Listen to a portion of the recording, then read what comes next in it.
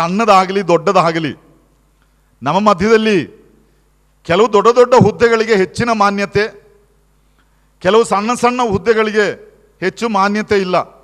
ಸಹೋದರರು ಹೇಳುತ್ತಾ ಬಂದ ಹಾಗೆ ಡಾಕ್ಟರ್ ಅಯ್ಯನವರು ಸಭೆಗೆ ಬಂದರೆ ಡಾಕ್ಟರ್ ಎಂಬುದಾಗಿ ನಾವು ಅವರನ್ನು ಪರಿಚಯಪಡಿಸುತ್ತೇವೆ. ಪ್ಲಂಬರ್ ಅವರು ಬಂದರೆ ಇವರು ಪ್ಲಂಬರ್ ಎಂಬುದಾಗಿ ಯಾರೂ ಹೇಳೋದಿಲ್ಲ. ಹೇಳಿಸಿಕೊಳ್ಳಿಕ್ಕೆ ಅವರಿಗೂ ಇಷ್ಟ ಇಲ್ಲ, ಹೇಳಲಿಕ್ಕೆ ನಮಗೂ ಮನಸ್ಸಿಲ್ಲ. ನನ್ನ ಜೀವಿತದಲ್ಲಿ ಅಮೆರಿಕಕ್ಕೆ ಕೆಲವು ಸಾರಿ ಎಲ್ಲ ಹೋಗಿದ್ದೇನೆ. ಮೊದಲನೇದಾಗಿ ಹೋದದ್ದು 1997ರಲ್ಲಿ. ಇದು ಏನೆಂಬುದಾಗಿ ಗೊತ್ತಿಲ್ಲ. ಅಲ್ಲಿ ಯಾವುದೋ ಮೀಟಿಂಗ್ಗೋಸ್ಕರ ಕರೆದ್ರು, ನಾನು ಹೋದೆ. ಒಂದು 3 ತಿಂಗಳ ಪ್ರೋಗ್ರಾಮ್ ಎಲ್ಲ ಹಾಕೊಂಡು ಹೋದದ್ದು. ಫಸ್ಟ್ ನನಗೆ ಒಬ್ಬರು ಒಂದು ಚೆಕ್ ಕೊಟ್ಟರು, ಮೊದಲನೇ ಗಿಫ್ಟ್ ಅಮೆರಿಕಕ್ಕೆ ಹೋದ ಮೇಲೆ ಒಂದು $25 ಚೆಕ್. ಆ ಸಮಯದಲ್ಲಿ ನಾನು ಅದನ್ನು ಹಿಡ್ಕೊಂಡು ನಾನು ಇದ್ದ ಮನೆಯಲ್ಲಿ ಬಂದು ಆ ಸಹೋದರ ಹತ್ರ ಕೊಟ್ಟೆ. ಅವ್ರ ಹತ್ರ ಹೇಳಿದ್ರೆ, ಬ್ರದರ್ ನನಗೆ ಒಬ್ಬರು ಚೆಕ್ ಕೊಟ್ಟಿದ್ದಾರೆ, $25 ಚೆಕ್ ಎಂಬುದಾಗಿ. ಅವರು ಇದನ್ನು ತೆಗೆದುಕೊಂಡು ಆ ಕೊಟ್ಟ ಸಹೋದರ ಹೆಸರು ನೋಡಿ, ಇವರು ಯಾರು ಎಂಬುದಾಗಿ ನನಗೆ ಗೊತ್ತಿಲ್ಲ. ನನ್ನ ಲೈಫಲ್ಲಿ ಫಸ್ಟ್ ಅಮೆರಿಕನ್ ಚೆಕ್ ಸಿಕ್ಕಿದ್ದು. ಅವರು ಹೇಳಿದ್ರು, ಬ್ರದರ್ ಈ ಕೊಟ್ಟ ಸಹೋದರ ಯಾರು ಎಂಬುದಾಗಿ ಗೊತ್ತಾ? ನಾನು ಹೇಳಿದೆ, ಗೊತ್ತಿಲ್ಲ ಬ್ರದರ್. ಅವರೊಂದು ಆಸ್ಪತ್ರೆಯಲ್ಲಿ ಬಟ್ಟೆ ತೊಳೆದ ಬಟ್ಟೆನ ಮಡಿಚಿ ಇಡುವಂಥ ಕೆಲಸ ಮಾಡುವಂಥ ಒಬ್ಬ ಬಡ ವಿಶ್ವಾಸಿ. ನಾನು ಯಾಕೆ ಉದಾಹರಣೆ ಹೇಳಿದೆ ಎಂಬುದಾಗಿ ಹೇಳಿದರೆ, ಅದೂ ಒಂದು ವೃತ್ತಿಯೇ, ಅದಕ್ಕೂ ಮಾನ್ಯತೆ ಇದೆ. ಅಂಥವರು ಈ ಸೇವೆಗೆ ಕೊಡುವವರಾಗಿದ್ದಾರೆ, ಅಂಥವರು ಈ ಸೇವೆಯನ್ನು ನಿಭಾಯಿಸುವುದಕ್ಕೋಸ್ಕರ ಜವಾಬ್ದಾರಿಗಳನ್ನು ಹೊತ್ತುಕೊಂಡವರಾಗಿದ್ದಾರೆ. ನನ್ನ ಜೀವಿತದಲ್ಲಿ ಎಂದಿಗೂ ಮರೆಯಲಿಕ್ಕೆ ಆಗದಂತಹ ಒಂದು ಘಟನೆ ಅದು.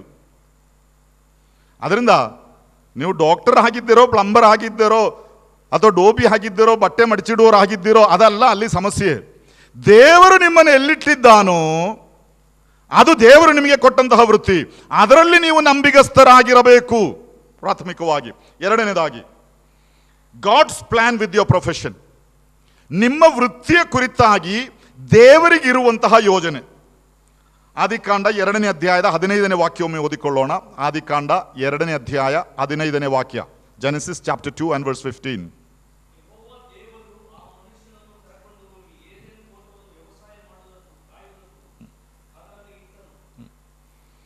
ಇಲ್ಲಿ ದೇವರು ಆ ಮನುಷ್ಯನನ್ನು ಕರೆದುಕೊಂಡು ಬಂದು ದೇವರ ಸೃಷ್ಟಿಯನ್ನು ಕಾಪಾಡುವುದಕ್ಕಾಗಿ, to sustain the creation of god.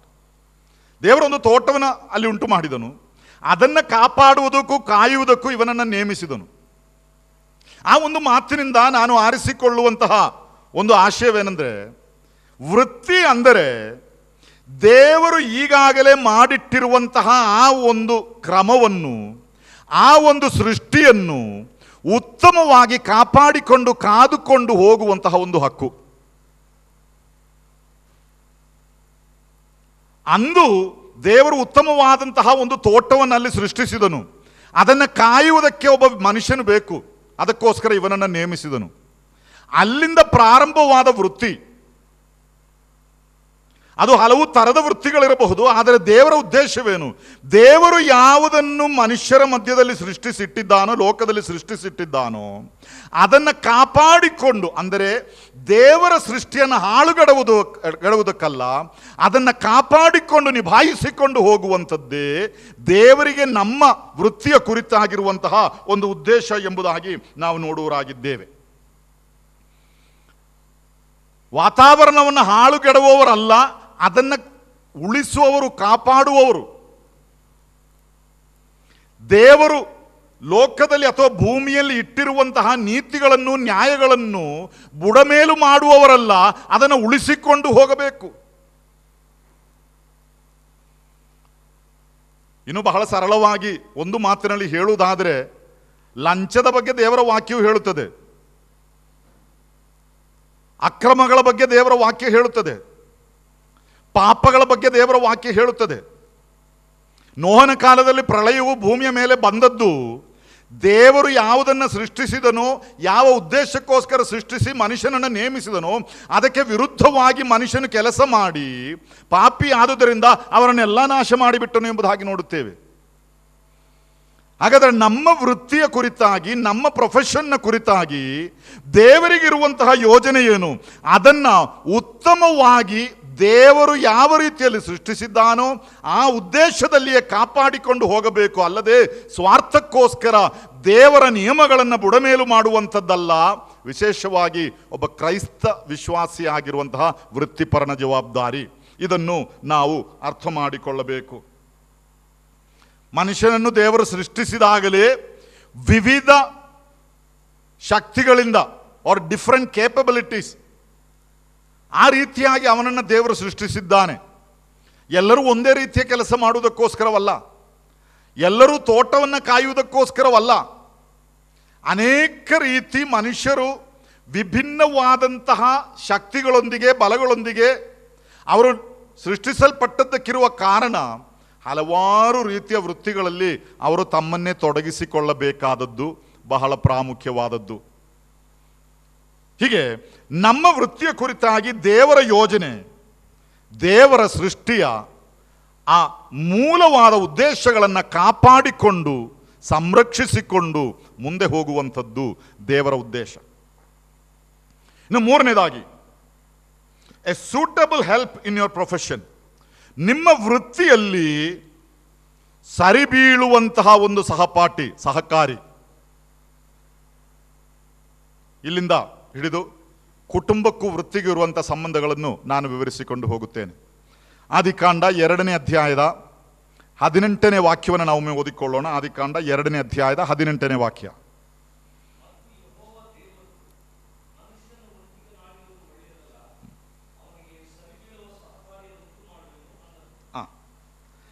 ಮನುಷ್ಯನು ಒಂಟಿಯಾಗಿರುವುದು ಅಥವಾ ಒಬ್ಬಂಟಿಗನಾಗಿರುವುದು ಒಳ್ಳೆಯದಲ್ಲ, ಅವನಿಗೆ ಸರಿ ಬೀಳುವ ಸಹಪಾಠಿ. ನಾನು ಮುಂದೆ ಹೇಳುವಾಗ ಹೇಳ್ತೇನೆ, ಅವರನ್ನು ಒಂದೇ ದೇಹವನ್ನಾಗಿ, ಒಂದೇ ಶರೀರವನ್ನಾಗಿ ದೇವರು ಸೃಷ್ಟಿಸಿದ್ದಾನೆ, ಅದನ್ನು ಮತ್ತೆ ವಿವರಿಸುತ್ತೇನೆ.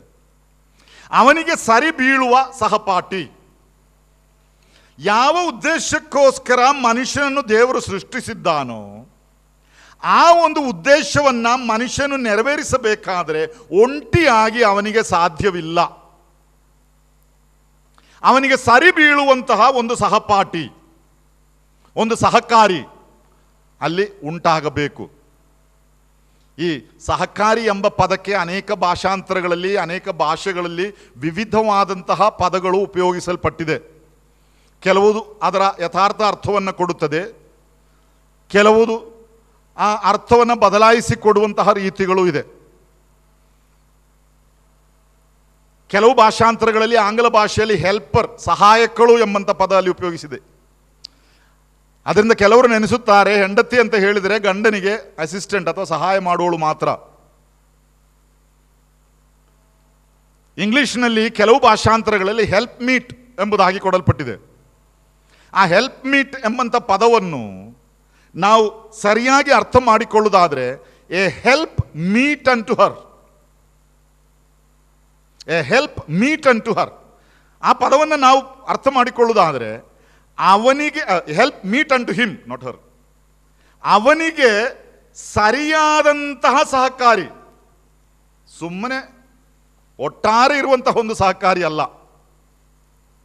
ಆ ವ್ಯಕ್ತಿಗೆ ಸರಿಯಾದಂತಹ ಒಂದು ಸಹಕಾರಿ. ಅದರ ಅರ್ಥವೇನು? Without Har he is helpless. ಸರಿಯಾದ ಸಹಾಯಕಗಳು ಎಂಬಂಥ ಪದ ಮೂಲ ಭಾಷೆಯಲ್ಲಿ ಉಪಯೋಗಿಸಿದರೆ ಅದರ ಅರ್ಥ, ಆ ಸಹಾಯಕಗಳಿಲ್ಲದೆ ಅವನು ನಿಸ್ಸಹಾಯಕನು. ಅವನಿಗೆ ದೇವರು ಕೊಟ್ಟಿರುವಂತಹ ಯಾವುದೇ ವೃತ್ತಿ ಇದ್ದರೂ ಅದನ್ನು ನಿಭಾಯಿಸಿಕೊಂಡು ಹೋಗುವುದಕ್ಕೆ ಒಂಟಿಯಾಗಿ ಅವನು ಅಶಕ್ತನು. ಆದುದರಿಂದ ಎಲ್ಲಿಂದಲೋ ಒಂದು ಹೆಣ್ಣನ್ನು ಕಟ್ಟಿಕೊಂಡು ಬಂದರೆ ಆಗೋದಿಲ್ಲ. ನಿರ್ದಿಷ್ಟವಾಗಿ ಅವನನ್ನು ಯಾವುದಕ್ಕೋಸ್ಕರ ದೇವರು ಸೃಷ್ಟಿಸಿದ್ದಾನೋ, ಯಾವ ವೃತ್ತಿಗೋಸ್ಕರ ದೇವರು ಸೃಷ್ಟಿಸಿದ್ದಾನೋ ಅದಕ್ಕೆ ಸರಿ ಬೀಳುವಂತಹ ಒಂದು ಸಹಾಯಕಗಳು.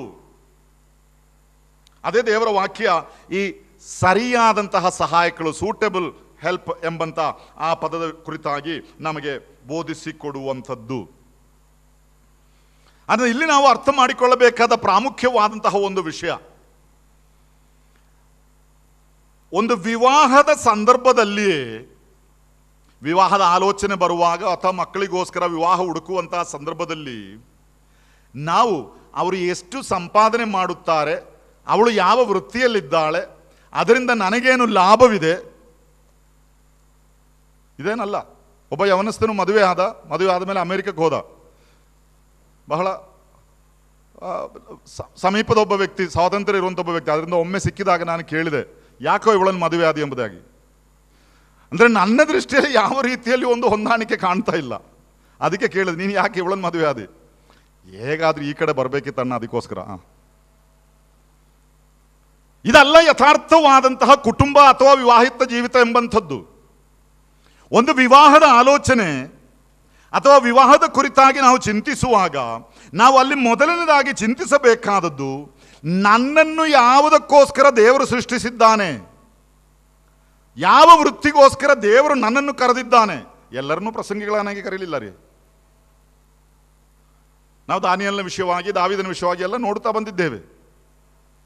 ನನ್ನನ್ನು ಯಾವುದಕ್ಕೋಸ್ಕರ ದೇವರು ಕರೆದಿದ್ದಾನೆ, ಆ ವೃತ್ತಿಗೆ ಸಹಾಯಕಳಾಗುವಂಥವಳೇ ನನ್ನ ಹೆಂಡತಿ ಆಗಿರಬೇಕು. ಈಗಿನ ಕಾಲದಲ್ಲಿ ಸ್ತ್ರೀಯರು ಕೆಲಸ ಮಾಡುವಂತಹ ಕಾಲಘಟ್ಟ. ಅದರಿಂದಲೇ ಪ್ರೊಫೆಷನಲ್ ರಿಟ್ರೀಟಲ್ಲಿ ಅನೇಕ ಸಹೋದರಿಯರು ಬಂದಿದ್ದಾರೆ. ಅದು ಸರಿಯೋ ತಪ್ಪು ಎಂಬುದಲ್ಲ ನನ್ನ ವಿವಾದ, ನಾನು ಅದ್ರ ಬಗ್ಗೆ ಸ್ವಲ್ಪ ಮಾತಾಡ್ತೇನೆ. ಆದರೆ ಸಹೋದರಿಯರು ನೆನೆಸಿಕೊಳ್ಳಬೇಕು, ಆ ಪುರುಷರನ್ನು ಮದುವೆ ಆಗುವಾಗ ಒಂದು ಆಲೋಚನೆ ಬರುವಂಥ ಸಂದರ್ಭದಲ್ಲಿ ನನ್ನ ಕುರಿತಾಗಿ ದೇವರು ಏನು ಆಲೋಚಿಸುತ್ತಾನೋ ಆ ಆಲೋಚನೆಗೆ, ಉದ್ದೇಶಕ್ಕೆ ಪೂರಕವಾದಂತಹ ವ್ಯಕ್ತಿ ಆಗಿರಬಹುದು, ಅಲ್ಲದೆ ಒಂದಷ್ಟು ದುಡ್ಡು ಐಶ್ವರ್ಯ ಇರುವಂಥ ವ್ಯಕ್ತಿ ಎಂಬಂಥದ್ದಲ್ಲ. ಈ ಒಂದು ಹಣದಾಸೆ ಎಂಬಂಥದ್ದು ಎಲ್ಲ ಕೇಡುಗಳಿಗೂ ಮೂಲ ಎಂಬುದಾಗಿ ವಾಕ್ಯವೇ ಹೇಳುತ್ತದೆ. ಯಾವಾಗ ಕುಟುಂಬದಲ್ಲಿ ವಿಶೇಷವಾಗಿ ಮದುವೆಗಳು ಹಣದ ಮೇಲೆ, ದುಡ್ಡಿನ ಮೇಲೆ ಆಧಾರಗೊಂಡು ನಡೆಯುವುದಕ್ಕೆ ಪ್ರಾರಂಭವಾಯಿತೋ, ಅಲ್ಲಿಂದ ಪ್ರಾರಂಭವಾಯಿತು ಕ್ರೈಸ್ತ ಕುಟುಂಬಗಳ ಅಧಪತನ.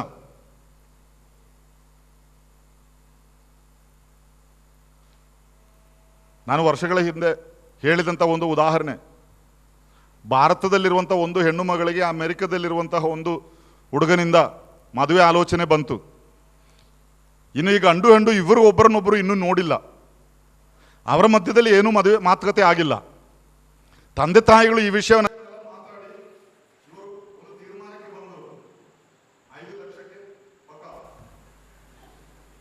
ಎಲ್ಲ ಸೆಟ್ ಆಯಿತು. ಅಂದರೆ ಹುಡುಗ ಹುಡುಗಿ ನೋಡ್ಬೇಕಂತಿಲ್ಲ, ಹುಡುಗಿ ಹುಡುಗನ ನೋಡ್ಬೇಕಂತಿಲ್ಲ, ಅವರ ದರ್ಶನ ಏನು, ಅವರ ಕರೆ ಏನು, ಇದಕ್ಕೆಲ್ಲ ಯಾವ ಪ್ರಾಮುಖ್ಯತೆ ಇಲ್ಲ, ದುಡ್ಡಿನ ಮೇಲೆ ಎಲ್ಲ. ಇದೆಲ್ಲ ಆದಮೇಲೆ 1 ತಿಂಗಳಾದ ಮೇಲೆ ಹುಡುಗ ಬಂದ ಅಮೆರಿಕದಿಂದ ಹುಡುಗಿಯನ್ನು ನೋಡಲಿಕ್ಕೆ. ಬಂದು ನೋಡಿ ಹಿಂದೆ ಹೋದ. ಮಾರನೇ ದಿವಸ ಹುಡುಗನ ತಂದೆ ಕರೆದು ಹುಡುಗಿಯ ತಂದೆ ಹತ್ರ ಹೇಳಿದರು. ಅವನು ಹೇಳ್ತಾನೆ, ಹುಡುಗಿ ನಾನು ನೆನೆಸಿದಷ್ಟು ಚಂದವಾಗಿಲ್ಲ, ಅದರಿಂದ 5 ಎಂಬುದನ್ನು 10 ಮಾಡಬೇಕು ಅಂತಾನೆ. 5 10 ಮಾಡಿದರೆ ಚಂದ ಬರ್ತದಂತೆ. ಪ್ರಿಯರೇ, ನಾನೊಂದು ವಿಷಯದಲ್ಲಿ ಹೇಳುತ್ತೇನೆ, ಕೆಲವು ಕಡೆಗಳಲ್ಲಿ ಬಂಗಾರವಿಲ್ಲ, ಬೆಳ್ಳಿ ಇಲ್ಲ, ಕೇರಳದಲ್ಲಿ ಎಲ್ಲ ಬಂದರೆ ಅದಕ್ಕೆಲ್ಲ ಹೆಚ್ಚು ಪ್ರಾಮುಖ್ಯತೆ ಇಲ್ಲ, ದುಡ್ಡಿನ ಮೇಲೆ ಹೋಗ್ತದೆ. ಇನ್ನು ಕೆಲವು ಕಡೆ ಇಲ್ಲಪ್ಪ, ನಮಗೆ ದುಡ್ಡೆಲ್ಲ ಬೇಡ, ನಮಗೆ ಬಂಗಾರ ಸಾಕು, ಬೆಳ್ಳಿ ಸಾಕು, ಏನೇ ಇರಲಿ, ಇದೆಲ್ಲ ಮಣ್ಣು. ಯಾವಾಗ ಈ ಐಶ್ವರ್ಯದ ಮೇಲೆ ಕ್ರೈಸ್ತ ವಿವಾಹಗಳು ಆಧಾರಿತವಾದವೋ, ಅಲ್ಲಿಂದ ಕ್ರೈಸ್ತ ಕುಟುಂಬಗಳ ಅಧಪತನ ಪ್ರಾರಂಭವಾಯಿತು ಎಂಬುದಾಗಿ ನಾನು ಹೇಳಿದರೆ ಅದು ತಪ್ಪಾಗಲಾರದು. ಇದಲ್ಲ ದೇವರು ನಮ್ಮಿಂದ ಉದ್ದೇಶಿಸುವಂಥದ್ದು. ಆ ಸರಿಯಾದಂತಹ ಸಹಾಯಕಗಳು ಎಂಬುದಾಗಿ ಹೇಳಿದರೆ ಬಾಕಿ ಎಲ್ಲ ಬರ್ತದೆ, ಹೋಗುತ್ತದೆ. ನನ್ನನ್ನು ಯಾವ ವೃತ್ತಿಗೋಸ್ಕರ ದೇವರು ಕರೆದಿದ್ದಾನೋ ಅದಕ್ಕೆ ಸರಿಯಾದದ್ದು. ಬ್ರದರ್, ನಮ್ಮದು ಮದುವೆ ಈಗಾಗಲೇ ಆಗಿ ಹೋಯಿತು, ಇದೆಲ್ಲ ಗೊತ್ತಿರಲಿಲ್ಲ. ನೀವು 1-2 ವರ್ಷ ಹಿಂದೆ ಪ್ರಸಂಗ ಮಾಡಿದರೆ ನಾವು ಏನಾದರೂ ಅಡ್ಜಸ್ಟ್ ಮಾಡ್ಬೋದಾಗಿತ್ತು. ಇನ್ನೇನು ಮಾಡಲಿ, ದಯಮಾಡಿ ಯಾರು ಆ ರೀತಿ ಆದದ್ದಾಗಿ ಹೋಯಿತು.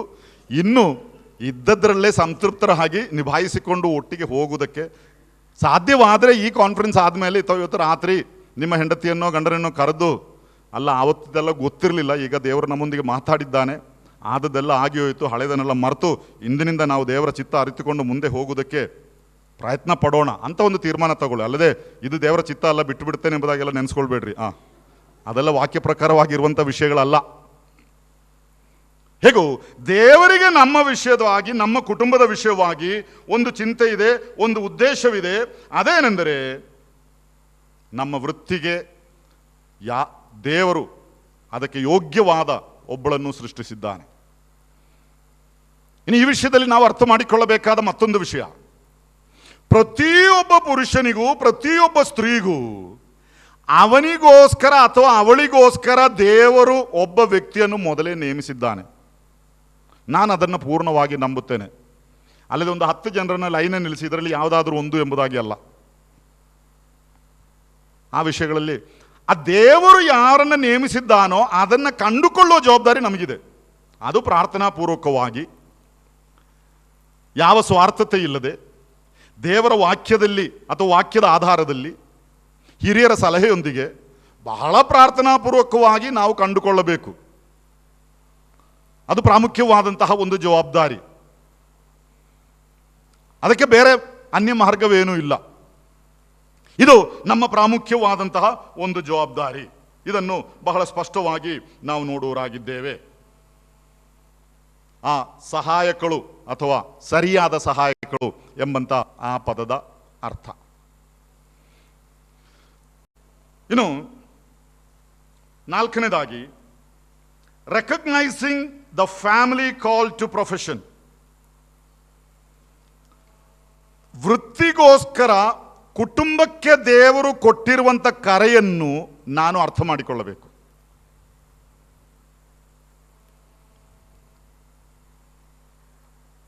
ಆದಿಕಾಂಡ 2ನೇ ಅಧ್ಯಾಯ 24ನೇ ವಾಕ್ಯವೊಮ್ಮೆ ಓದಿಕೊಳ್ಳೋಣ.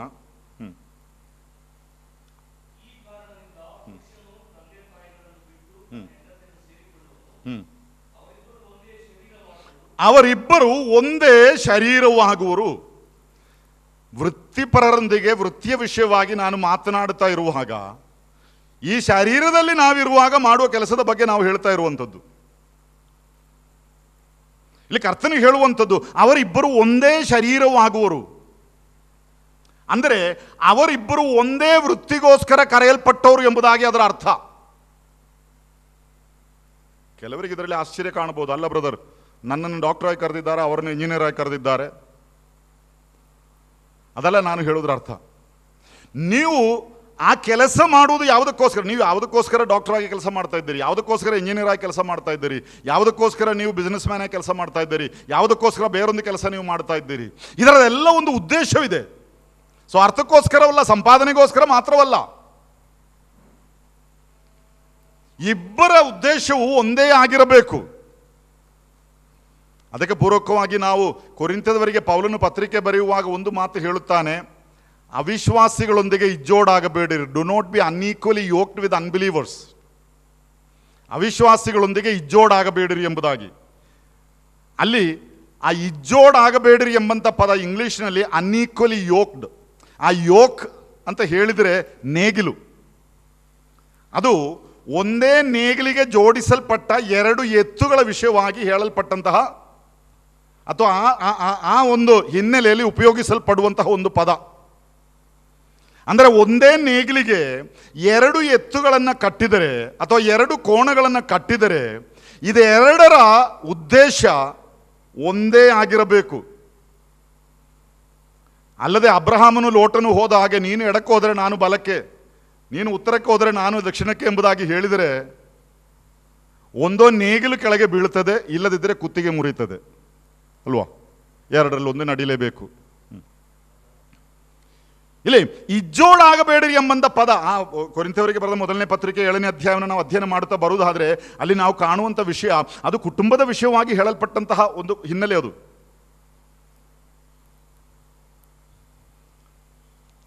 ಆತ್ಮಿಕವಾಗಿ ನಾವಲ್ಲಿ ನೋಡುವಂಥದ್ದು ವಿಶ್ವಾಸಿಗೂ ಅವಿಶ್ವಾಸಿಗೂ ಮಧ್ಯೆ ಒಂದು ಸಂಬಂಧ, ವಿವಾಹ ಸಂಬಂಧ ಎಂದಿಗೂ ಏರ್ಪಡಬಾರದು. ನಮ್ಮ ಮಧ್ಯದಲ್ಲಿ ಏನೋ ಒಂದು ಅನಿಸಿಕೆ ಇದೆ, ಮನೆ ಯಜಮಾನನು ಅಂದರೆ ಪುರುಷನು, ಗಂಡಸು, ಅವನು ವಿಶ್ವಾಸಿ ಆಗಿರಬೇಕು, ಆತ್ಮೀಕನಾಗಿರಬೇಕು. ಅವಳು ಏನಾದರೂ ಪರವಾಗಿಲ್ಲ, ಅದು ಅಡ್ಜಸ್ಟ್ ಮಾಡ್ಕೊಂಡು ಹೋಗ್ಬೋದು. ಇದು ಶುದ್ಧ ತಪ್ಪಾದಂತಹ ಒಂದು ಅಭಿಪ್ರಾಯ.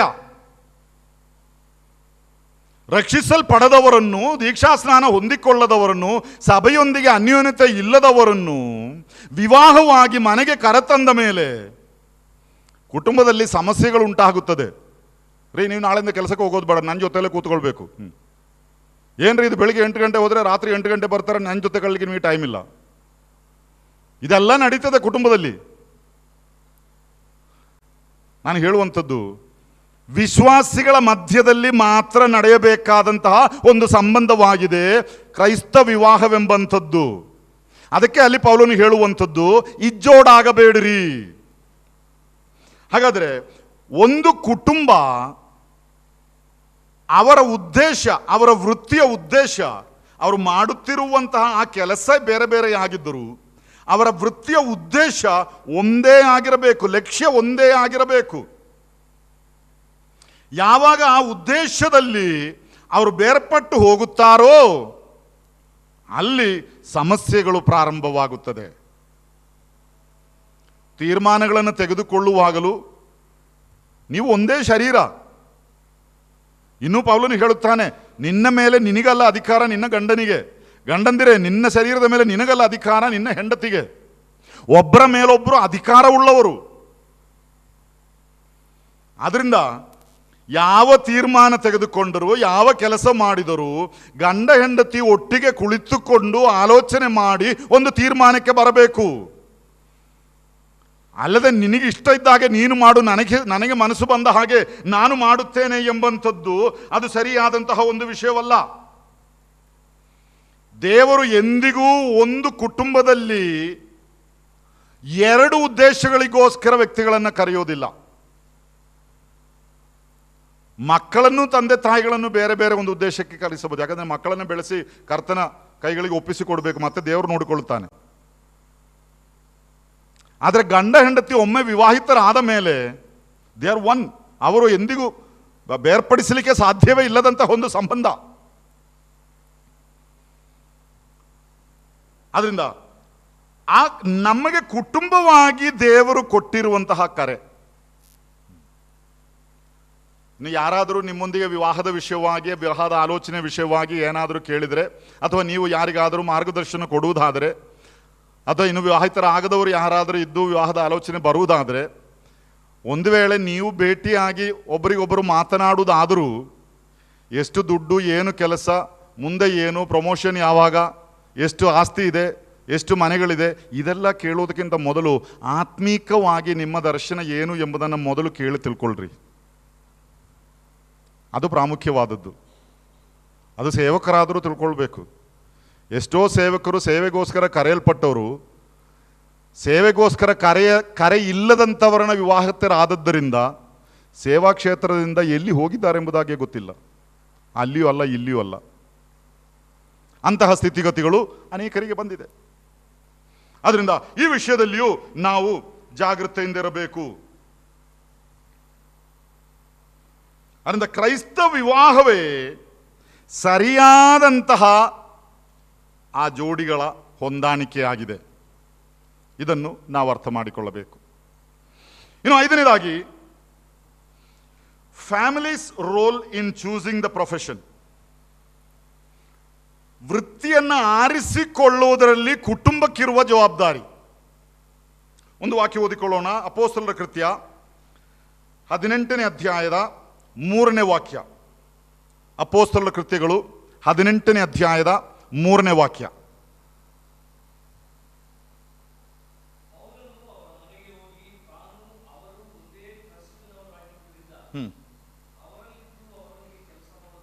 ಸಾಕು. ತಾನು ಅವರು ಒಂದೇ ಕಸುಬಿನವರಾಗಿದ್ದರಿಂದ, ಆ ವಿಷಯ ಅಲ್ಲಿ ಆ ಭಾಗ ಓದುತ್ತಾ ಬರುವುದಾದರೆ ಅಕ್ವಿಲ ಮತ್ತು ಪ್ರಿಸಿಲಳ ಬಗ್ಗೆ ಉಲ್ಲೇಖಿಸಲ್ಪಟ್ಟಂತ ಒಂದು ಭಾಗ. ಅಲ್ಲಿ ಅವರು ಪೌಲನು ಮಾಡುತ್ತಿದ್ದ ಅದೇ ಕಸುಬಿನವರಾಗಿದ್ದರು, ಅಂದರೆ ಅದೇ ವೃತ್ತಿಯವರಾಗಿದ್ದರು. ಇನ್ನು ಅವರ ವೃತ್ತಿ ಈ ಡೇರೆಗಳನ್ನು ಕಟ್ಟುವಂಥದ್ದು, ಟೆಂಟ್ ಮೇಕಿಂಗ್ ಎಂಬುದಾಗಿ ನಾವು ನೋಡುತ್ತೇವೆ. ಅದರಲ್ಲಿ ಈ ಗಂಡ ಹೆಂಡತಿ ಇಬ್ಬರೂ ಪಾಲುಗೊಂಡಿದ್ದರು. ಮತ್ತು ಅವರ ಆ ಸೇವೆಯ ಮುಖಾಂತರವಾಗಿ, ಅಥವಾ ಆ ಕೆಲಸದ ಆ ವೃತ್ತಿಯ ಮುಖಾಂತರವಾಗಿ ದೇವರ ಸೇವೆಗೂ ಬಹಳಷ್ಟು ಪ್ರಯೋಜನವಿತ್ತು. ಇನ್ನು ಅವರನ್ನು ಅಕ್ವಿಲ ಮತ್ತು ಪ್ರಿಸಿಲ್ಲ ಅವರಿಬ್ಬರನ್ನು ಒಂದುಗೂಡಿಸಿ ಅಲ್ಲಿ ಬರೆಯುವಂಥದ್ದು, ಅವರು ಅದೇ ವೃತ್ತಿಯವರಾಗಿದ್ದರು. ಆ ಗಂಡ ಹೆಂಡತಿ ಅವರ ವೃತ್ತಿ ಒಂದೇ ಆಗಿತ್ತು. ಇದರಲ್ಲಿ ಅಕ್ವಿಲನು ಎಷ್ಟು ಕೆಲಸ ಮಾಡುತ್ತಾ ಇದ್ದ, ಪ್ರಿಸಿಲಳು ಎಷ್ಟು ಕೆಲಸ ಮಾಡುತ್ತಾ ಇದ್ದಳು, ಅದು ಅಲ್ಲಿ ಬಹಿರಂಗವಾಗಿ ಹೇಳಲಿಲ್ಲ. ಅವರ ಕುಟುಂಬದ ವೃತ್ತಿ ಡೇರೆಗಳನ್ನು ಕಟ್ಟುವಂಥದ್ದು, ಟೆಂಟ್ ಮೇಕಿಂಗ್ ಎಂಬುದಾಗಿ ನಾವು ಅಲ್ಲಿ ನೋಡುವರಾಗಿದ್ದೇವೆ. ಹಾಗಾದರೆ ಆ ಕುಟುಂಬಕ್ಕೆ ಅನಿಯೋಜ್ಯವಾದಂತಹ ಒಂದು ಕೆಲಸವನ್ನೇ ಆರಿಸಿಕೊಳ್ಳಬೇಕು. ಇವಾಗಿನ ಕಾಲದಲ್ಲಿ IT ಎಲ್ಲ ಕೆಲಸ ಮಾಡೋರು 1 ವರ್ಷ, 1.5 ವರ್ಷ, 2 ವರ್ಷಕ್ಕಿಂತ ಹೆಚ್ಚು ಒಂದು ಕಂಪನಿಯಲ್ಲಿ ನಿಲ್ಲೋರು ಬಹಳ ಕಡಿಮೆ. 25,000ಕ್ಕೆ ಈ ವರ್ಷ ಸೇರಿದರೆ ಮುಂದಿನ ವರ್ಷ 30,000, ಇನ್ನೊಂದು ವರ್ಷ 50,000, 1 ವರ್ಷ ಬಿಟ್ಟುಗಳು ಇನ್ನೊಬ್ಬರು ಕರೀತಾರೆ, ನಾವು 80 ಕೊಡ್ತೇವೆ. ಹೀಗೆ ಹೋಗ್ತಾ ಇರ್ತದೆ. ಹೀಗೆ ದುಡ್ಡು ಎಲ್ಲಿ ಜಾಸ್ತಿ ಸಿಕ್ಕುತ್ತದೋ ಹಾಗೆ ಒಂದರಿಂದ ಒಂದಕ್ಕೆ ಹಾರಿಕೊಂಡು ಹೋಗೋದಕ್ಕಿಂತಲೂ ನಾನು ಈ ಜವಾಬ್ದಾರಿಯನ್ನು ತೆಗೆದುಕೊಂಡರೆ ಇದರ ಜೊತೆಯಲ್ಲಿ ನನ್ನ ಕುಟುಂಬ ಎಷ್ಟು ನಿಭಾಯಿಸಬಹುದು, ಹೊಂದಿಕೊಂಡು ಹೋಗಬಹುದು, ಇದನ್ನು ನಾವು ನೆನೆಸಿಕೊಳ್ಳಬೇಕು. ಯಾಕಂದ್ರೆ ಅವರು ಒಟ್ಟಿಗೆ ಇರಬೇಕಾದವರು. ದೇವರ ವಾಕ್ಯ ನಮಗೆ ಬೋಧಿಸುವಂಥದ್ದು ಒಟ್ಟಿಗೆ ಜೀವಿಸುವುದಕ್ಕೋಸ್ಕರವೇ ಒಂದು ಕುಟುಂಬ. ಆ ಕುಟುಂಬವನ್ನು ನಿಭಾಯಿಸುವುದಕ್ಕೋಸ್ಕರ ದೇವರು ಕೊಟ್ಟಿರುವಂಥದ್ದೇ ವೃತ್ತಿ. ಆ ವೃತ್ತಿಯೇ ಕುಟುಂಬದೊಂದಿಗೆ ಇರುವುದಕ್ಕೆ ನನಗೆ ಅವಕಾಶವಿಲ್ಲದಂತೆ ಮಾಡಿದರೆ ಅಂತಹ ವೃತ್ತಿಯಿಂದ ಏನು ಪ್ರಯೋಜನ? ಅದು ಬೇಡ. ಎಷ್ಟೋ ಕುಟುಂಬಗಳು ಇಂದಿನ ದಿವಸಗಳಲ್ಲಿ ಮದುವೆ ಆದ ಮೇಲೆ ಗಂಡ ಹೆಂಡತಿ ಒಟ್ಟಿಗೆ ಜೀವಿಸಲಿಕ್ಕೆ ಸಾಧ್ಯವಿಲ್ಲದ ಎಷ್ಟು ವರ್ಷಗಳು. ಸ್ವಲ್ಪ ಸಮಯವೆಲ್ಲ ಮಾನಸಿಕವಾಗಿ ನಮ್ಗೆ ಅರ್ಥ ಮಾಡಿಕೊಳ್ಳಬಹುದು. ವಿದೇಶದಲ್ಲಿರಬಹುದು, ವೀಸಾ ಸಿಕ್ಕಲಿಕ್ಕೆ ಸ್ವಲ್ಪ ಕೆಲವು ವಾರಗಳೋ 1-2 ತಿಂಗಳುಗಳೋ ತಗೊಳ್ಬಹುದು. ಅದೆಲ್ಲ ನಮಗೆ ಅರ್ಥ ಮಾಡಿಕೊಳ್ಳಬಹುದು. ಗಂಡ ವಿದೇಶದಲ್ಲಿರ್ತಾನೆ, ಹೆಂಡತಿ ಮನೆಯಲ್ಲಿ ತಂದೆ ತಾಯಿಗಳನ್ನು ನೋಡಿಕೊಂಡು ಜೀವಿಸ್ತಾಳೆ, ಮಕ್ಕಳು ಯಾವುದೋ ಹಾಸ್ಟೆಲ್ನಲ್ಲಿರ್ತಾರೆ. ಇದೆಲ್ಲ ಕ್ರೈಸ್ತ ಕುಟುಂಬದ ಬಗ್ಗೆ ದೇವರು ಉದ್ದೇಶಿಸುವಂಥದ್ದು. ನನ್ನ ಕುಟುಂಬದೊಂದಿಗೆ ನನಗೆ ಸ್ವಾಭಾವಿಕವಾಗಿ ಹೊಂದಿಕೊಂಡು ಹೋಗುವುದಕ್ಕೆ ಸಾಧ್ಯವಾಗದಂತಹ ವೃತ್ತಿ ನನಗೆ ಬೇಡ. ಈ ಗಂಡ ಹೆಂಡತಿ ಇಬ್ಬರೂ ಕೆಲಸ ಮಾಡಲೇಬೇಕಂತ ಎಲ್ಲಿ ನಿರ್ಬಂಧವಿದೆ? ಇದ್ದದ್ರಲ್ಲಿ ತೃಪ್ತಿ ಪಟ್ಟುಕೊಂಡು ಜೀವಿಸಲಿಲ್ಲ ನಾವು ಕಲಿಬೇಕ್ರಿ. ಹಳೆ ಕಾಲದಾಗೆಲ್ಲ, ಈಗಿನ ಕಾಲದ ಹೆಣ್ಣು ಮಕ್ಕಳೆಲ್ಲ ತುಂಬ ವಿದ್ಯಾಭ್ಯಾಸ ಇರುವಂಥವ್ರು. ಕೆಲಸಕ್ಕೆ ಅಪ್ಲೈ ಮಾಡಿದ್ರೆ ಅವರಿಗಿಂತಲೂ ಜಾಸ್ತಿ ಸಂಬಳ ನಿಮಗೂ ಸಿಗ್ಬೋದು. ಸುಮ್ಮನೆ ಸಿಕ್ಕೋದನ್ನು ಯಾಕ್ರಿ ಬಿಡೋದು? ನಾವು ಒಟ್ಟಿಗಿರ್ದಿದ್ರು ಪರವಾಗಿಲ್ಲ, ಸ್ವಲ್ಪ ಸಂಪಾದಿಸೋಣ ಅಂತೆಲ್ಲ ತೀರ್ಮಾನ ತಗೊಳ್ಬೇಡ್ರಿ. ಅದಲ್ಲ ದೇವರ ಚಿತ್ತ. ಸಂಪಾದನೆ ಅಲ್ಲ, ಕುಟುಂಬ ಜೀವಿತ ಪ್ರಾಮುಖ್ಯವಾದದ್ದು. ಆದ್ದರಿಂದ ನನ್ನ ಕುಟುಂಬ ಜೀವಿತಕ್ಕೆ ಅನುಯೋಜ್ಯವಾದಂತಹ ಕೆಲಸವನ್ನೇ ನಾನು ಆರಿಸಿಕೊಳ್ಳಬೇಕು. ಇದು ಬಹಳ ಸ್ಪಷ್ಟವಾಗಿ ದೇವರು ನಮಗೆ ಕೊಡುವಂಥದ್ದು. Your profession must be the families pride. ನಮ್ಮ ಕುಟುಂಬದ ವೃತ್ತಿ ನಮ್ಮ ಹೆಮ್ಮೆಯಾಗಿರಬೇಕು. ಅಹಂಕಾರವಲ್ಲ, ಹೆಮ್ಮೆ. ವ್ಯತ್ಯಾಸವಿದೆ. ಈ ಪ್ರೈಡ್ ಎಂಬಂಥ ಪದ ಇಂಗ್ಲೀಷ್ನಲ್ಲಿ 2 ಅರ್ಥ ಕೊಡ್ತದೆ. ಕನ್ನಡದಲ್ಲಿ ಹೆಮ್ಮೆ ಮತ್ತು ಅಹಂಕಾರ ಬೇರೆ ಬೇರೆ. ದೇವರು ನಮಗೆ ಕುಟುಂಬವಾಗಿ ಯಾವ ವೃತ್ತಿಯನ್ನು ಕೊಟ್ಟಿದ್ದಾನೋ ಆ ವೃತ್ತಿಯನ್ನು ಕುಟುಂಬವಾಗಿ ಸ್ವೀಕರಿಸಿ, ಅದರಲ್ಲಿ ಗಂಡನು ಮಾತ್ರ ಕೆಲಸ ಮಾಡುವನಾಗಿರಬಹುದು, ಗಂಡ ಹೆಂಡತಿ ಇಬ್ಬರು ಕೆಲಸ ಮಾಡುವರಾಗಿರಬಹುದು, ಅದರಲ್ಲಿ ಸಂತೃಪ್ತರಾಗಿದ್ದುಕೊಂಡು ನಾವು ಕುಟುಂಬವಾಗಿ ಜೀವಿಸುವಂಥದ್ದೇ ನಮ್ಮ ಹೆಮ್ಮೆ. We are happy, we or content in this. ಇದು ಪ್ರತಿಯೊಂದು ಕ್ರೈಸ್ತ ಕುಟುಂಬದ ಸಾಕ್ಷಿಯಾಗಿರಬೇಕು. ಇನ್ನು ಈ ವೃತ್ತಿಯನ್ನು ಆರಿಸಿಕೊಳ್ಳುವುದರಲ್ಲಿ ಇನ್ನೊಂದು ವಿಷಯ ನಾವು ನೆನೆಸಿಕೊಳ್ಳಬೇಕಾದದ್ದು, ನಮ್ಮ ಸಾಕ್ಷಿಗೆ ಅಥವಾ ಕ್ರೈಸ್ತ ಕುಟುಂಬದ ಸಾಕ್ಷಿಗೆ ಯೋಗ್ಯವಾದ ಕೆಲಸವನ್ನೇ ಆರಿಸಿಕೊಳ್ಳಬೇಕು.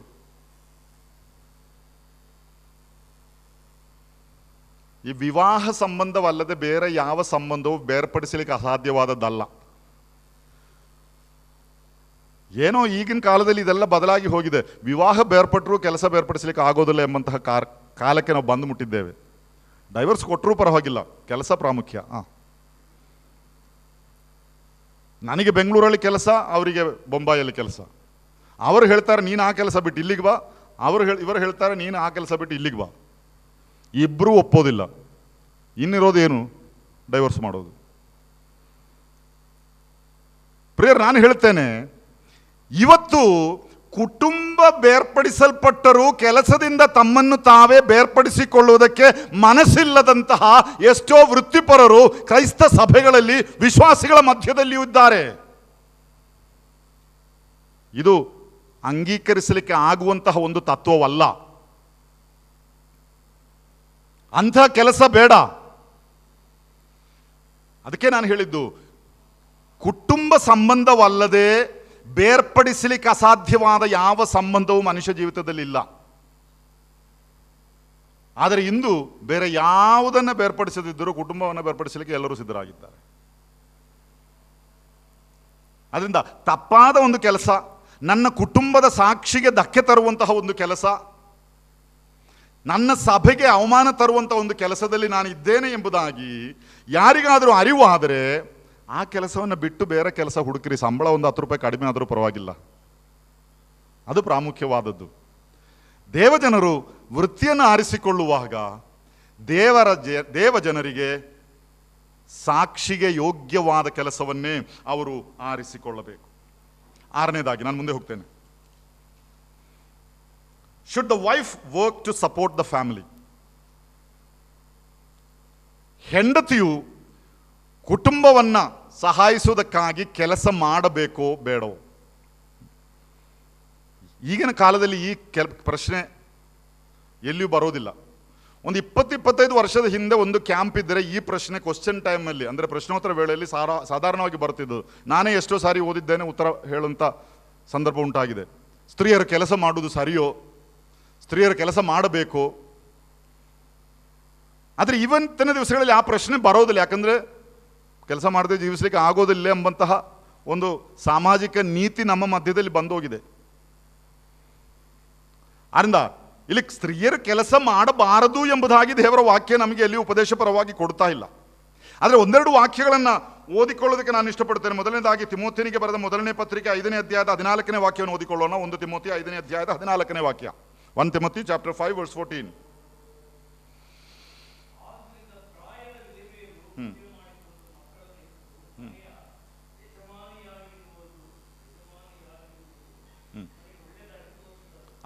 ಮಕ್ಕಳನ್ನು ನೋಡಿಕೊಂಡು ಮನೆಯ ಯಜಮಾನಿಯಾಗಿರುವುದು, ಆ ಒಂದು ವಾಕ್ಯ ಮಾತ್ರ. ಇನ್ನು ಬೇರೆ ಅನೇಕ ವಾಕ್ಯಗಳು ಅದೇ ಅರ್ಥ ಕೊಡುವಂಥ ವಾಕ್ಯಗಳು ನಾವು ವಾಕ್ಯದಲ್ಲಿ ನೋಡುತ್ತೇವೆ. ಇಲ್ಲಿ ನಾವು ಅರ್ಥ ಮಾಡಿಕೊಳ್ಳುವಂಥದ್ದು, ಒಬ್ಬ ಪುರುಷನಿಗೂ ಒಬ್ಬ ಸ್ತ್ರೀಗೂ ಅವರ ಪ್ರಾಥಮಿಕ ಜವಾಬ್ದಾರಿಯಲ್ಲಿ ವ್ಯತ್ಯಾಸಗಳಿದೆ.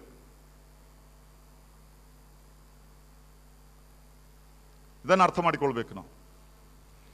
ಕೆಲಸ ಮಾಡಬೇಕೋ ಬೇಡೋ ಎಂಬಂಥದ್ದು 2ನೇ ವಿಷಯ. What is my basic responsibility, my primary obligation? ನನ್ನ ಪ್ರಾಥಮಿಕ ಜವಾಬ್ದಾರಿ ಏನು?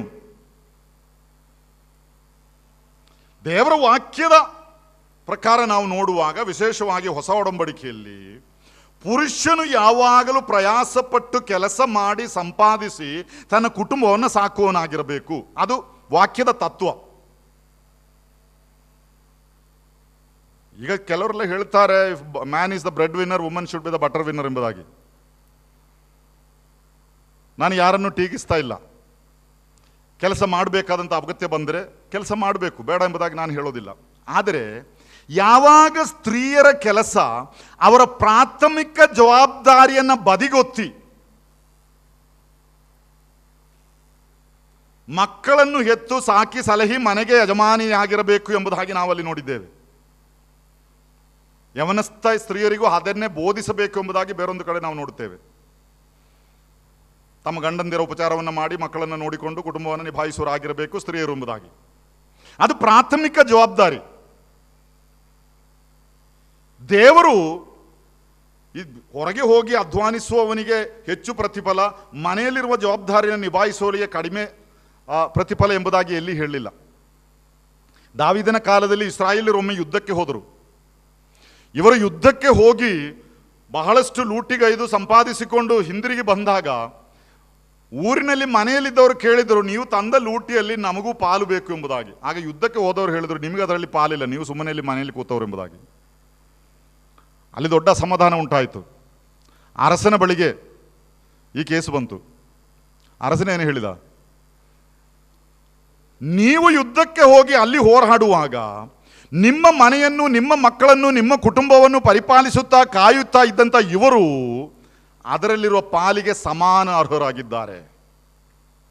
ಅದರಿಂದ ಸಹೋದರಿಯರೇ, ನಿಮ್ಮ ಮನೆಯಲ್ಲಿರುವಂತಹ ಪ್ರಾಥಮಿಕ ಜವಾಬ್ದಾರಿಗಳು ಕನಿಷ್ಠವಾದದ್ದು ಎಂಬುದಾಗಿ ಎಂದೂ ನೆನೆಸಿಕೊಳ್ಳಬೇಡಿರಿ. ಸ್ತ್ರೀಯರ ಕೆಲಸ ಮಾಡುವುದು ಸರಿಯೋ ತಪ್ಪೋ ಎಂಬುದಲ್ಲ ನನ್ನ ವಾದ. ಕೆಲಸ ಮಾಡಬೇಕಾದ ಅಗತ್ಯ ಇದ್ದರೆ ಮಾಡಿ, ಬೇಡ ಎಂಬುದಾಗಿ ಹೇಳಲಿಕ್ಕೆ ನಾನು ಯಾರು. ಆದರೆ ನಿಮ್ಮ ಮಕ್ಕಳನ್ನು ಬೆಳೆಸುವುದಕ್ಕೆ, ವಿಶೇಷವಾಗಿ ಬೆಳೆಯುತ್ತಿರುವಂತಹ ಮಕ್ಕಳಿಗೆ ಅವರ ಜೀವಿತದಲ್ಲಿ ಹೆಚ್ಚು ಪರಿಣಾಮ ಬೀರುವುದಕ್ಕೆ ತಂದೆಯಿಂದಲೂ ಹೆಚ್ಚಾಗಿ ತಾಯಿಯಂದರಿಗೆ ಸಾಧ್ಯ. ಆ ಒಂದು ವರ ಅದು ಸ್ತ್ರೀಗಳಿಗೆ ಕೊಡಲ್ಪಟ್ಟದ್ದು, ಸೃಷ್ಟಿಯಲ್ಲಿ ಅದು ಕೊಡಲ್ಪಟ್ಟಿದೆ. ಶಾರೀರಿಕವಾಗಿ ಅವರು ಮೃದುಲರಾಗಿ ಸೃಷ್ಟಿಸಲ್ಪಟ್ಟಿದ್ದಾರೆ. ನೋವುಗಳಿಗೂ ಅಳುಗಳಿಗೂ ಕಣ್ಣೀರುಗಳಿಗೂ ಬೇಗ ಸ್ಪಂದಿಸುವವರಾಗಿದ್ದಾರೆ. ಅಳ್ತಾ ಇದ್ದಾನೆ ಮಗ, ಅಳ್ತಾ ಇದ್ದಾನೆ. ಅಪ್ಪ ಸುಮ್ಮನೆ ನೋಡಿ ಅವನು ಅಳ್ತಾ ಇರಲಿಲ್ಲ, ಆಮೇಲೆ ನೋಡೋಣ. ಅಮ್ಮ ಸಹಿಸೋದಿಲ್ಲ, ಅವನನ್ನು ಕರೆದು. ಇದು ಸ್ವಾಭಾವಿಕವಾಗಿ ದೇವರು ಕೊಟ್ಟಂತ ಒಂದು ವರ. ಆದ್ದರಿಂದ ಇಲ್ಲಿ ನಾನು ಹೇಳುವಂಥದ್ದು, ಇಲ್ಲಿ ಸ್ತ್ರೀಯರು ಕೆಲಸ ಮಾಡುವುದು ಸರಿಯೋ ತಪ್ಪೋ ಎಂಬಂತಹ ಒಂದು ವಿವಾದವಲ್ಲ ನಾನಿಲ್ಲಿ ಎತ್ತುತ್ತಾ ಇರುವಂಥದ್ದು. ಪ್ರಾಥಮಿಕವಾಗಿ ನಿಮ್ಮ ಕುಟುಂಬದಲ್ಲಿ ದೇವರು ನೇಮಿಸಿದಂಥ ಜವಾಬ್ದಾರಿ, ಪುರುಷರು ಹೊರಗೆ ಹೋಗಿ ಸೋಮಾರಿಗಳಾಗಿರದೆ ಸಂಪಾದಿಸಿಕೊಂಡು ಮನೆಯನ್ನ ನಡೆಸಬೇಕು, ನಿಭಾಯಿಸಬೇಕು ಎಂಬಂಥದ್ದು ಎಷ್ಟು ಖಚಿತವಾಗಿದೆಯೋ ಅಷ್ಟೇ ಖಚಿತವಾಗಿದೆ ಸಹೋದರಿಯರು ಈ ಪ್ರಾಥಮಿಕ ಜವಾಬ್ದಾರಿಯನ್ನು ಬೆಳೆಸಿಕೊಂಡು ಬರುವಂಥದ್ದು. ಇನ್ನೂ ಸ್ವಲ್ಪ ಸ್ಪಷ್ಟವಾಗಿ ಹೇಳಿದರೆ, ಬೆಳೆಯುತ್ತಿರುವಂತಹ ನಮ್ಮ ಪುಟಾಣಿ ಮಕ್ಕಳನ್ನು ಯಾವ ಆಯನವರೋ ಕೆಲಸದವರೋ ಸಾಕುವುದಕ್ಕಿಂತಲೂ ನಾವೇ ಸ್ವಂತವಾಗಿ ಸಾಕಿದರೆ ಪ್ರಾಯಸ್ಥರಾದಾಗ ಅದರ ಪ್ರಯೋಜನ ನಮಗೆ ಗೊತ್ತಾಗ್ತದೆ, ಈಗ ಗೊತ್ತಾಗೋದಿಲ್ಲ. ಒಂದಷ್ಟು ದುಡ್ಡು ಸಂಪಾದಿಸಿ ಅವರಿಗೋಸ್ಕರ ಏನಾದರೂ ಕೊಟ್ಟದ್ದರಿಂದ ಅವರ ಮನಸ್ಸು ಗೆಲ್ಲಲಿಕ್ಕೆ ನಮಗೆ ಸಾಧ್ಯ ಇಲ್ಲ ಪ್ರಿಯರೇ. ಅವರನ್ನು ಯಾವುದೋ ಆಶ್ರಮದಲ್ಲಿಯೋ ಆಯನವರ ಕೈಯಲ್ಲಿಯೋ ಕೆಲಸದವರ ಕೈಯಲ್ಲಿಯೋ ಒಪ್ಪಿಸಿ ನೀವು ಹೋಗಿ ದುಡಿತಾ ಬಂದು ಕೊನೆಗೆ ನೀವು ಪ್ರಾಯಸ್ಥರಾದಾಗ ಅವರು ದುಡಿತಾ ಇರ್ತಾರೆ, ನಿಮ್ಮನ್ನು ಯಾವುದಾದ್ರೂ ಆಶ್ರಮಕ್ಕೆ ಅವರು ಕಳಿಸ್ತಾರೆ. ಆಗ ಅಯ್ಯೋ ನನ್ನ ಮಕ್ಕಳು ನನ್ನನ್ನು ನೋಡ್ತಾ ಇಲ್ಲ, ಸರ್ಕಾರ ಬರ್ತದೆ, ಮಂತ್ರಿಗಳು ಬರ್ತಾರೆ, ಅವು ಕೊಡಬೇಕು, ಅದು ಮಾಡಬೇಕು, ಇದು ಮಾಡಬೇಕು. ಯಾಕೆ ಇದೆಲ್ಲ? ಮಕ್ಕಳ ಹೃದಯ ಗೆಲ್ಲಬೇಕಾದ್ರೆ, ಕುಟುಂಬದ ಹೃದಯ ಗೆಲ್ಲಬೇಕಾದ್ರೆ ಇದೆಲ್ಲ ದೇವರು ಕೊಟ್ಟಂಥ ಪ್ರಾಥಮಿಕ ಜವಾಬ್ದಾರಿ. ಅದನ್ನು ನಾವು ನಿಭಾಯಿಸೋರಾಗಿರಬೇಕು. ಆದ್ದರಿಂದ ಕೆಲಸ ಮಾಡುವಂಥ ಸಹೋದರಿಯರು ಯಾರಾದರೂ ಇದ್ದರೆ ನಿಮ್ಮನ್ನು ನಾನು ನಿರುತ್ತೇಜನ ಪಡಿಸುತ್ತಾ ಇಲ್ಲ. ಚೆನ್ನಾಗಿ ಕೆಲಸ ಮಾಡಿರಿ, ನಂಬಿಗಸ್ತರಾಗಿ ಕೆಲಸ ಮಾಡಿರಿ, ಎಷ್ಟು ದುಡಿಲಿಕ್ಕೆ ಸಾಧ್ಯವೋ ಅಷ್ಟು. ಆದರೆ ನಿಮ್ಮ ಪ್ರಾಥಮಿಕ ಜವಾಬ್ದಾರಿ ಮಾತ್ರ ಬದಿಗೊತ್ತಬೇಡಿರಿ. ಅದನ್ನು ಅರ್ಥ ಮಾಡಿಕೊಂಡು ಅದಕ್ಕನುಗುಣವಾಗಿ ಜೀವಿಸುವುದಕ್ಕೆ ದೇವರು ನಿಮಗೆ ಸಹಾಯ ಮಾಡಲಿ. ಇನ್ನೊಂದು ವಿಷಯ ಅದರೊಂದಿಗೆ ಸೇರಿಸಿ ಹೇಳುವುದಕ್ಕೆ ನಾನು ಇಷ್ಟಪಡುವಂಥದ್ದು, ಈ ಗಂಡ ಹೆಂಡತಿಯ ಸಂಬಂಧ ಎಂಬಂಥದ್ದು, ಕುಟುಂಬ ಸಂಬಂಧ ಎಂಬಂಥದ್ದು ಎಫೆಸದವರಿಗೆ ಬರೆದ ಪತ್ರಿಕೆ 5ನೇ ಅಧ್ಯಾಯವನ್ನು ನಾವು ಓದುತ್ತಾ ಬರುವಾಗ, ಸಮಯ ಮುಗಿತಾ ಬಂದರಿಂದ ಸ್ಪೀಡ್ ಸ್ವಲ್ಪ ಜಾಸ್ತಿ ಆಗ್ತಾ ಇದೆ, ಅರ್ಥ ಆಗ್ತದೆ ಎಂಬುದಾಗಿ ನಾನು ನೆನೆಸ್ತೇನೆ. ಎಫೆಸರಿಗೆ ಬರೆದ ಪತ್ರಿಕೆ 5ನೇ ಅಧ್ಯಾಯದಲ್ಲಿ ನಾವು ನೋಡುವಾಗ ಕ್ರಿಸ್ತನಿಗೂ ಸಭೆಗೂ ಇರುವ ಸಂಬಂಧಕ್ಕೆ ಹೋಲಿಕೆಯಾಗಿ ಗಂಡ ಹೆಂಡತಿಯರ ಸಂಬಂಧ ಅಲ್ಲಿ ಹೇಳಲ್ಪಟ್ಟಿದೆ. ಅಲ್ಲಿ ನಾವು ನೋಡುತ್ತಾ ಬರುವಾಗ ಕ್ರಿಸ್ತನು ಸಭೆಯನ್ನು ಯಾವ ರೀತಿ ಪರಾಮರಿಸುತ್ತಾನೆ, ಯಾವ ರೀತಿ ಪಾಲಿಸಿ ಪೋಷಿಸುತ್ತಾನೆ, ಅದು ಒಂದು ಕುಟುಂಬದ ಚಿತ್ರ. ಸಭೆ ಕ್ರಿಸ್ತನನ್ನು ಪೋಷಿಸುವುದಲ್ಲ, ಕ್ರಿಸ್ತನು ಸಭೆಯನ್ನು ಪೋಷಿಸುವಂಥದ್ದು, ಪಾಲಿಸುವಂಥದ್ದು, ಪರಿಪಾಲಿಸುವಂಥದ್ದು, ಪರಾಮರಿಸುವಂಥದ್ದು. ಆ ಒಂದು ಪರಾಮರಿಸುವಿಕೆಯನ್ನು, ಪಾಲನೆಯನ್ನು ಆನಂದಿಸಿಕೊಂಡು ಜೀವಿಸುವಂಥದ್ದೇ ಸಭೆಯ ಜವಾಬ್ದಾರಿ. ಅದಕ್ಕೆ ನೆರಳಾಗಿರಬೇಕು ಕ್ರೈಸ್ತ ಕುಟುಂಬ. ಆದುದರಿಂದಲೇ ನಾನು ಹೇಳಿದ್ದು ಪ್ರಾಥಮಿಕ ಜವಾಬ್ದಾರಿಗೆ ಧಕ್ಕೆ ಬಾರದ ಹಾಗೆ ನಾವು ನೋಡಿಕೊಳ್ಳಬೇಕು ಎಂಬುದಾಗಿ. 7ನೇದಾಗಿ, ಕೊನೆಯದಾಗಿ, A mutual support in family profession. ನಮ್ಮ ಕುಟುಂಬದ ವೃತ್ತಿಯಲ್ಲಿ ಅನ್ಯೋನ್ಯವಾಗಿ ನಾವು ಉತ್ತೇಜನ ಕೊಡುವವರಾಗಿರಬೇಕು, ಅಥವಾ ಅವರಿಗೆ ಸಪೋರ್ಟ್, ಅವರಿಗೆ ಆಧಾರವಾಗಿರಬೇಕು. ಕೊರಿಂಥದವರಿಗೆ ಬರೆದ 1ನೇ ಪತ್ರಿಕೆ 7ನೇ ಅಧ್ಯಾಯದ 3 ಮತ್ತು 4ನೇ ವಾಕ್ಯ ಓದಿಕೊಳ್ಳೋಣ. 1 ಕೊರಿಂಥ 7ನೇ ಅಧ್ಯಾಯದ 3 ಮತ್ತು 4ನೇ ವಾಕ್ಯ.